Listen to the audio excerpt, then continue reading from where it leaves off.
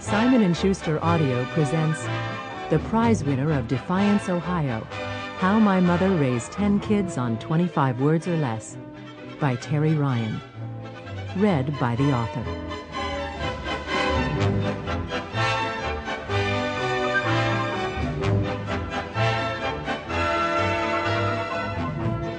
The ordinarily sleepy town of Defiance, Ohio, emitted an industrious hum on hot days, a subtle pulse of activity, like the buzzing of distant bees.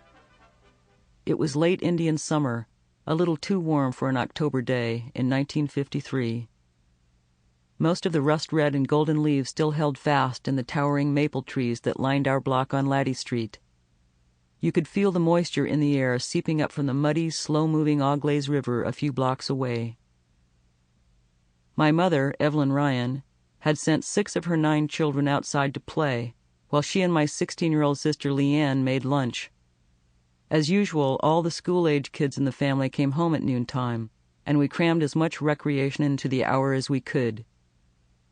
As a 7-year-old, I sat on the porch steps reading comic books with my brothers Mike, 5, and Bruce, who had just turned 9. My oldest brother Dick, 14, his arm still in a cast from a bicycle accident, played one-armed catch with my 13-year-old brother Bub on the sidewalk in the sun. Raj, 2 years younger than Bub, roller-skated in the street, hoping to get a free ride by grabbing onto the bumper of a passing car. My baby sisters, 3-year-old Barb and 1-year-old Betsy, were somewhere inside the house with Leanne and Mom, who was pregnant with my brother Dave at the time. Just as Raj decided that little or no traffic would pass the house on the quiet little street and clumped up the steps to remove his skates, a sleek, jet-black Pontiac Chieftain pulled up to the curb in front. So few visitors ever stopped at our house that we all turned to stare.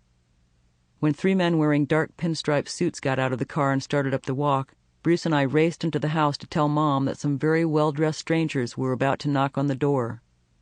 Because of the suits, we thought that someone must have died.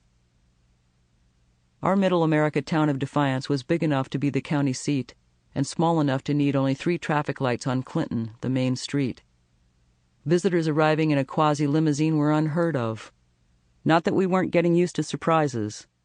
In the late 1940s, my mother had begun to enter the many contests of skill that had sprung to life in the post-World War II economic boom.